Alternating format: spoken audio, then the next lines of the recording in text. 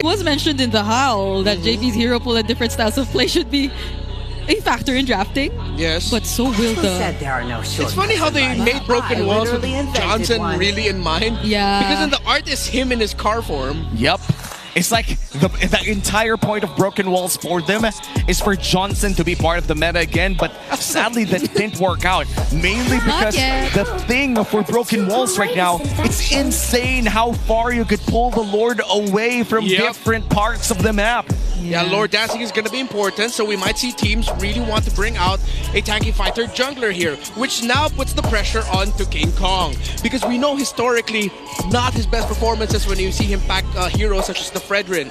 So, will we see a Team Liquid surprise with rushing the Fredrin? The Juicin for Sanji is also open, while Onic is weighing whether or not 1-1 should be banned. Oh my God. And now the 1-1 is open for Liquid as well. It's For the first time ever! For the first time ever, for the first time in a long time as well. Will Liquid bite the bait and pick up a 1-1? There you go! The Filipino sniper takes the 1-1 for himself, and for the first time in Season 16, there are a lot of firsts today. Not only did Falcons win after 4 weeks, now after 5 weeks of MPL, we see the 1-1. Oh my goodness, and King Kong, on the other hand, secures the Lancelot for himself, and even the Jushin. So these are strong first picks. I hope he uses the M2 skin. Hey. That'll be tight. That'd be tight. That'll be tight if we actually see the M2 skin on the hands of King Kong instead of KarlTzy. I'm pretty sure people here have a wish list of being able to see all the champion skins shared between these two, M2 and M4 for Liquid. Well, of course, the M2 skin for KarlTzy specifically. But going back to the draft, let's see if Sanji's going to show already a Farsa or if they're going to utilize some surprise angles that they can play around the Broken Walls by picking up a low Yi later on in the draft if they're not going to pick it up in the mid lane just yet. They go for their EXP pick, they get it into the hands of Sanford. So even if Kirk wants to be active into the EXP lane matchup, really wants a duel, not a lot can duel hard into the Uranus, except for a pick that's still open, which is the Esmeralda.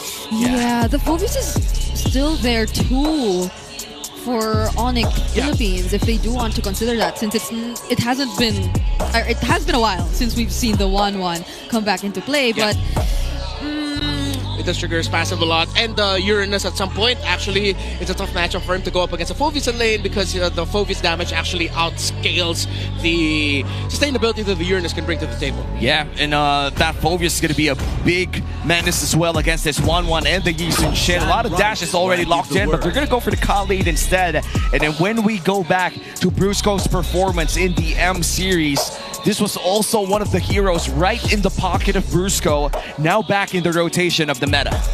So now we have to watch out for the picks of Onic, especially in the EXP lane, because then they could back it with heroes that can quickly rotate out of that lane to apply pressure into the jungle of KarlTzy. Team Liquid's EXP laner does not have a lot of crowd control. So if Onic picks up someone who can quickly clear up lane, has strong crowd control so that they can pressure KarlTzy's YSS in the jungle, then that should be the best pick. I think they should also look into banning the Gatot Kaja as an option for JP if Onic are not going to pick it up themselves as a surprise EXP lane pick. Yeah, I think that's another thing we have to look at, because I feel like for recent adjustments that Team Liquid Philippines did in terms of their drafting patterns, it's by making sure that they get the JP pick and that he doesn't run out of options. But right now they're leaving him for second phase, and Onic seems to really be targeting JP down. And this Khalid isn't even sure that if it's going to be a roamer, because we did see an XP lane Khalid in the hands of James in our first series today, the Superfan Saturday. So there's really no assurance that this is going to be a roam Khalid. They can further limit it down if they deny any other picks that still can be available. Now even taking out the Hilda. Yeah, could have been a roam choice there for JP. That's just straight up massive respect for JP. But there is still one pick in the roam that, if Onic aren't careful, will actually mess them up. If JP shows up with a Kufra suddenly, it's going to be a different story here a little bit for Onic. Yeah, now what do you use against this 1-1? The reason as to why this 1-1 is so strong in lane is it's just so independent, it's so safe, and it dominates lane the moment that you give it edge. Yeah, I would have thought of an Earthel, but will it be that reliable in this lineup. I was thinking that too, but I don't think the Irithel would be as reliable as we want it to be, considering that if they show an Irithel here, then they can pack a Gatotkacha Roma, Uranus EXP. Both will have Vengeance, and both will make the Irithel cry. And I guess the choice here for now would be the Lunox to reset that crossbow Tang with the bright Brilliance. the brilliance, sorry. It is bright. It is bright. It is bright. You know? Sometimes it's just, it is what it is. Yeah. And it's a great answer to the Uranus, I still feel like. I think Sanji gets his Farsa. If it's not going to be the Farsa, I reckon it's the Low Yi. Then JP gets either Gatotkacha or Kufra. If they want to match the rotational speed, they can go for the Cho as the roam. But then again, single target lockdown, you'll need to pair it up with Burst. Oh, Sanji can even go Kadita as an option. Hey. Oh, wait. Okay. Wow. Still pick off. All right, actually, no, yeah. Oh, very greedy is the lineup of Liquid. I agree. Very, very greedy. This is a triple marksman setup for Team Liquid Philippines, something that we have not seen since week 1 of MPL, or if I'm being honest, the last time that I saw this was in MSC 2025. And with a Franco and a Uranus, they do buy themselves a bit of space and a bit of protection if ever this Lancelot does have a field time puncturing in and out.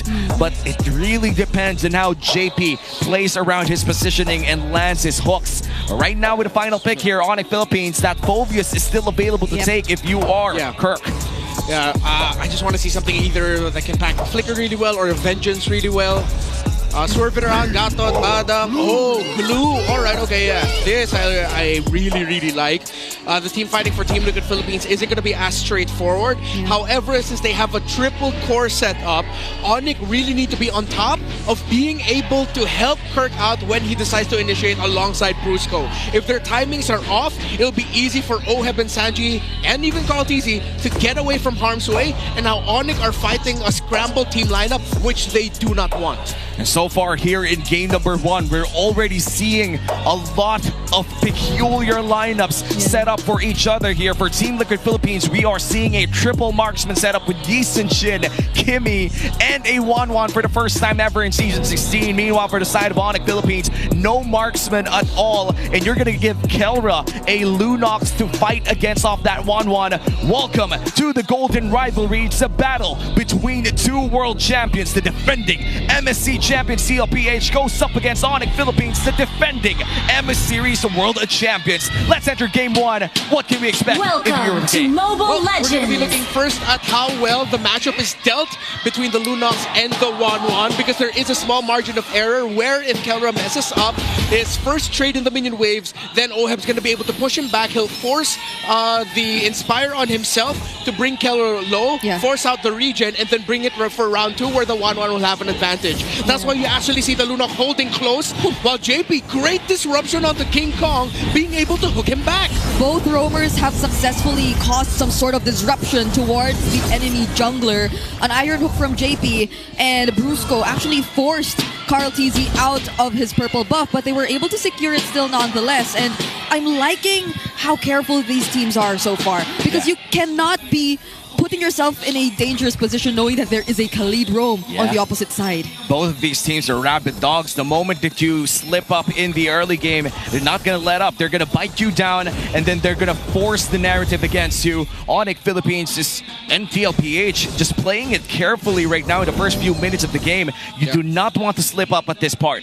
Yeah, you see, quite conservative, but now with Kelra finding a little bit of an inch of advantage, now we'll push in the pressure there. This is actually a debut pick. 3 of them for Team Liquid. A debut pick on the Franco for JP, the Wanwan, and the Uranus. Yeah.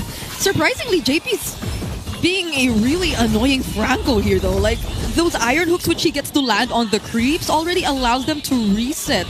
And I don't know if the broken walls have something to do with it, but he gets to always bring them out of range. So somehow it does affect King Kong and how fast he's able to farm up, but at least for now, they're still pretty much equal. And this is going to be the first turtle of the game. No clear advantage yet so far for both teams here, but great poke damage coming in from King Kong. And maybe after this purple buff for both junglers, we might be able to see a big turtle fight. It looks like they're going to go for Sanford first. Okay, that's the Purify. That's the ultimate already used, rather. Doesn't have a way out unless, there you go. He has the flicker still, and he will remain alive. Yeah, and the good turtle. cover. And the turtle is continued here for Onic Philippines. This might just be an extended team fight. Carl Tlph with a mounted shocker as well. Look at these broken walls, greatly affecting the flow of the fight. King Kong gets the turtle and Carl Tlph will fall. The grab is also committed on to multiple members here of Team Liquid Philippines. No one left except Sanford and of course Oheb, who's just alone up top. Massive gold swing though. Onic Philippines now ahead by 1.5k. Sanford trying to look for something here. Might just find King Kong, but King Kong finds him first.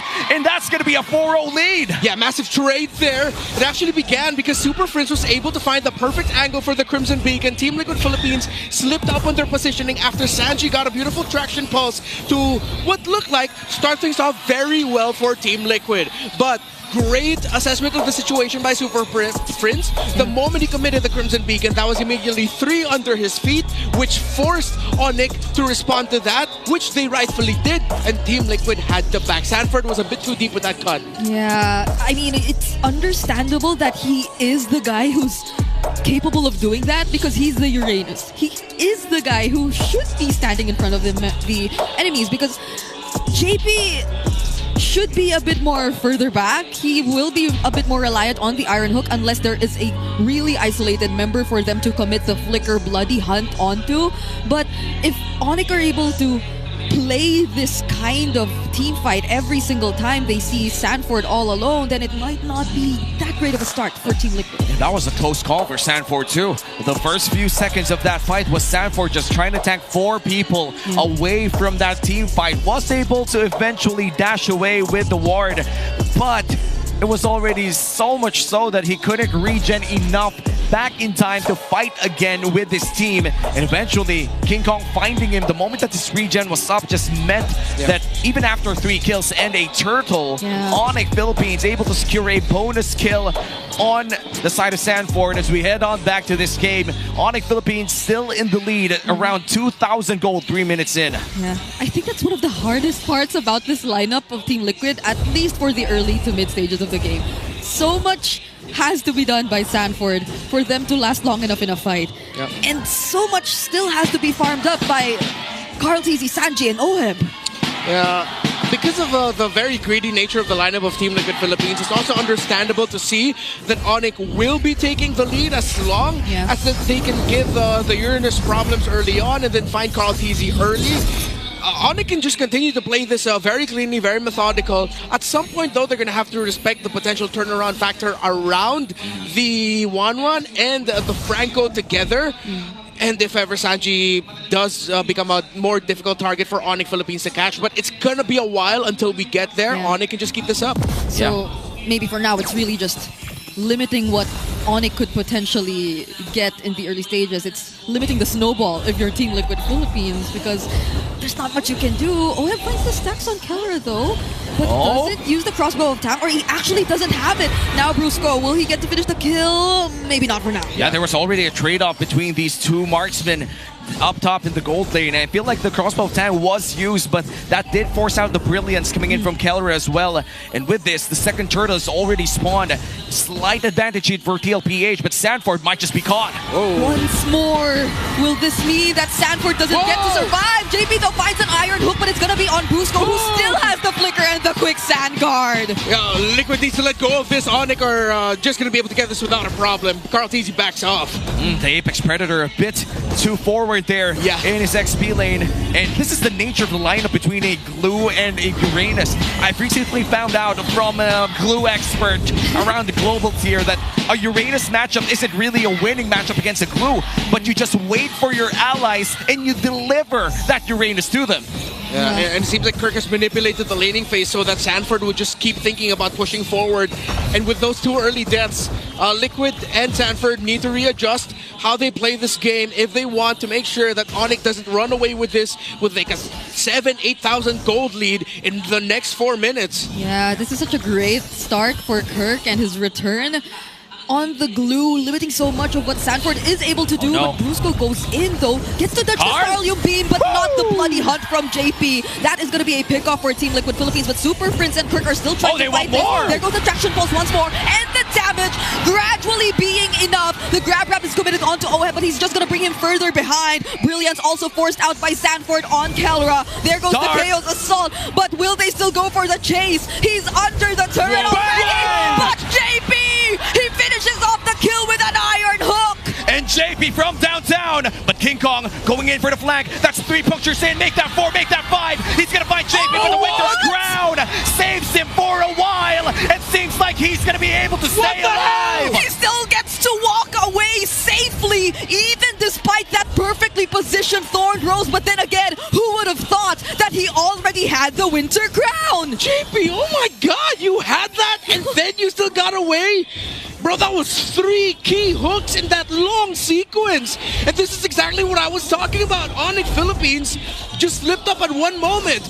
But even more so, JP found 3 brilliant hooks. Yeah, and I don't know if it was also the passive that came into play that allowed him for JP to deal that much damage. But yeah, Wasteland. It was the Wasteland Force maybe that helped them get to take the kill on Kelra. Body didn't even move, but look at that. King Kong might just be in trouble. Oheb half HP. JP misses that hook, and looks like Sanford looks to be the next target here. He did miss it, but barely. I feel like King Kong also got a bit nervous there. But Oheb will still have to regain some of his HP back if they do want to fight this 5-on-5, because these are 5 members of Onic Philippines and Carl TZ is not anywhere near. So they might have to let go of this objective and we'll just try to fight a bit more instead. Sanford might be the target here, but will just be able to return under the turret. Oh, wait, they actually want to go for more! Hold on, Sanji doesn't survive! King Kong used the Retribution just to take the kill, and even the tier 1 in mid will not last long. And just when you thought that the fight was over, Onic Philippines, they find another angle, and they go in with a Raging Sandstorm. Perfect entry there by Kirk. I thought he wouldn't commit it, but he even uses Flicker as well. If you're gonna commit a play like that, you have to get a trade, and they did. Sanji even forces Flicker out to survive, but he didn't. He caused his death. Big win in the middle for Onic as they were able to push the tower there as well. And so far for Tlph, the gold lead against Onic Philippines, they're still down by 2,000. This was up by 3,000. Minor slip up there meant Onic Philippines went back to 2,000. But throughout this entire time, this man, Super Prince, has been able to calm everything down for the side of Onic Philippines, and that's the Infinix GT30 experience victory for every Madlang gamer. By the way, quick item update. Kelra already has the Divine Glaive. He decides to rush into it. So now Team Liquid Philippines will, hopefully one of them sees that. Because Kelra, with that item, means that he'll just be able to completely shred through Sanford very quickly. And even the squishier members of Team Liquid Philippines will feel the pain. That's the power spike that you're looking for if you're the Lunox. So, Team Liquid, they now have to start really talking amongst themselves, JP and Sanford mainly, about when to engage. Because if you decide to engage in one, you have the Khalid and the Lancelot to watch out for. Oh no! Speaking of engage, the Bloody Hunt is committed onto Kirk, but the Raging Sandstorm will be there too. However, the damage from Tlph is seemingly overwhelming for Onic. That's a double kill for Sanji right there. And yet another clutch Winter's Crown comes in from Daddy JP. Cancels out the glue ultimate, but King Kong is looking for more. The Iron Hook doesn't land, and finally the First Lord spawns. Onic is still up by 1.7. Renmar, what's the game plan here for both teams? Oh, JP is cracked. So for Team Liquid Philippines, you have to move forward. Someone has to hold the shrubs up top near that BPI logo, while Sanji is holding perfectly. Just keep that there. You're fine. Hold on to that bush. So now later on, Onic, let's see if they're going to open the map or decide to full commit. It's a full commit. They can't just all be here. They need to try and send someone through mid so that they can pincer together. Yeah. Wait a minute, Kirk! What a well-timed hook! But the answer from Brusco, we have the crossbow of tag from Oheb is going to land. Sanford will have to flicker out just to survive, but Carl TZ and Sanji are dealing enough damage. Traction Pulse will not connect. The Flicker Iron Hook 2 will not connect, but Onic are able to run away.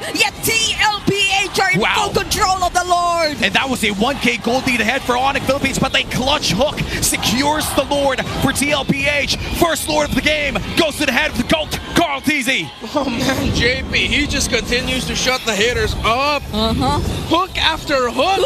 And then that even forced the Thorn Rose out of King Kong so that he gets an iframe. Oh my goodness, JP, what is going on? Man, a lot of players have stepped up today, and it seems in game one, JP is the man to look at for Tlph, and this is going to be the first Lord push of the game.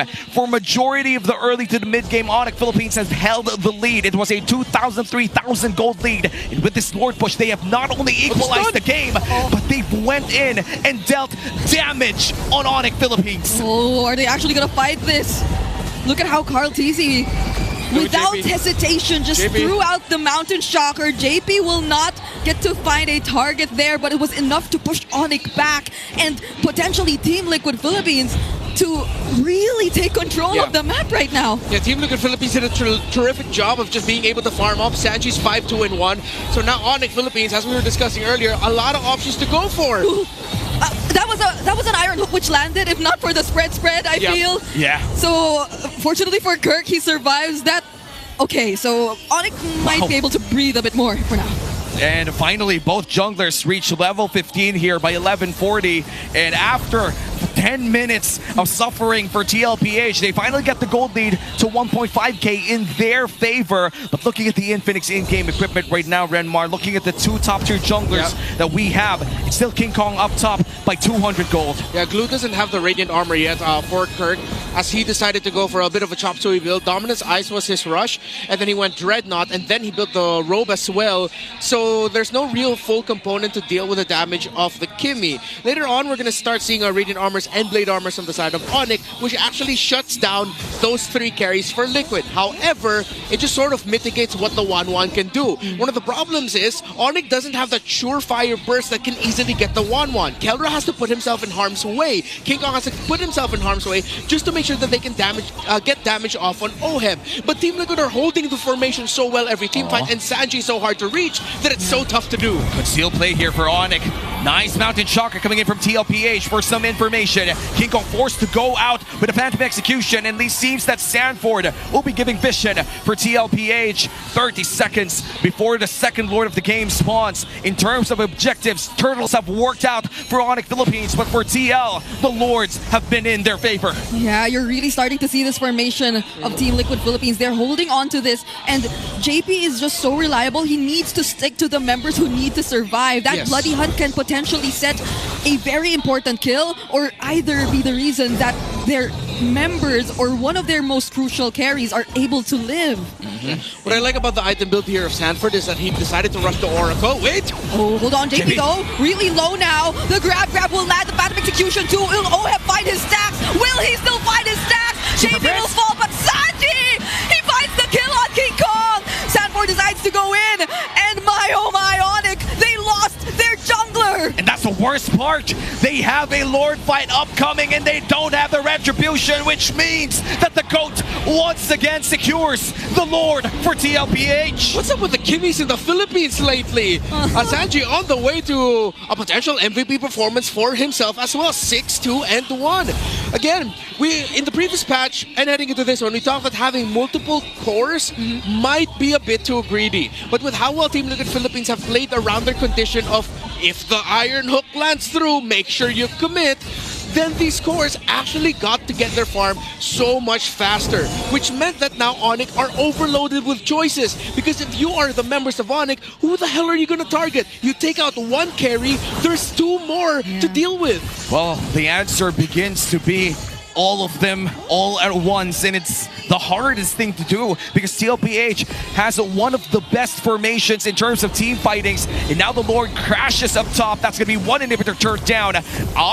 That's not going to land. The Iron Hook as well. It looks like they're going to use the Thorn Rose to go in for the pokes. They find JP. Oh, now the Bloody Hunt was forced. Immortality already popped.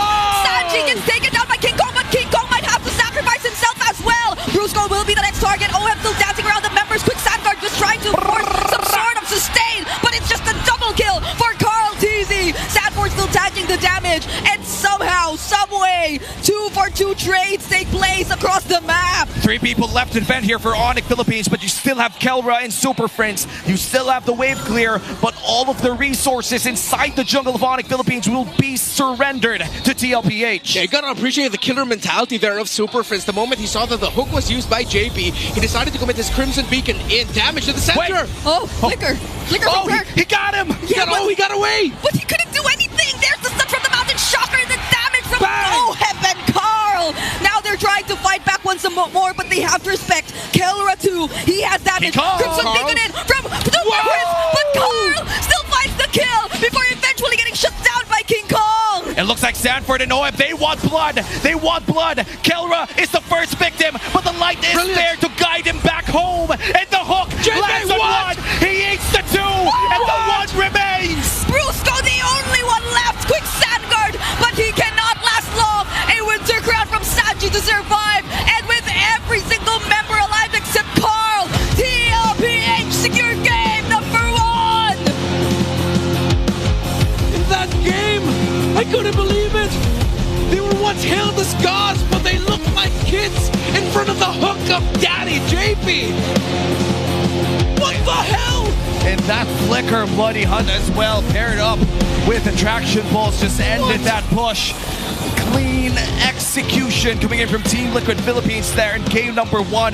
Onic Philippines, however, they almost brought back that team fight. King Kong finding Carl TZ. If Oheb and JP did decide to go back in that fight, that would have been a completely different story. Yeah, the sudden decision to say, let's still fight into this. Actually, Carl TZ getting that double kill was a massive swing. I think that was the condition that Liquid decided to go, hey, I think we can end this here. Yeah, I really can't believe these are 3 debut hero picks at least for this season, because the way they played it did not feel like they were debut picks at all. From the 1-1 to the Franco, absolutely not.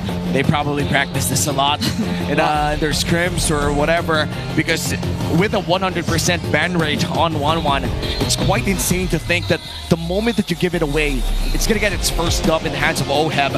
And we're about to see the MVP of game number 1. I don't have any bets, but it's still going to be Daddy JP goodness. on that performance on the Franco. Pulls in the cameraman too.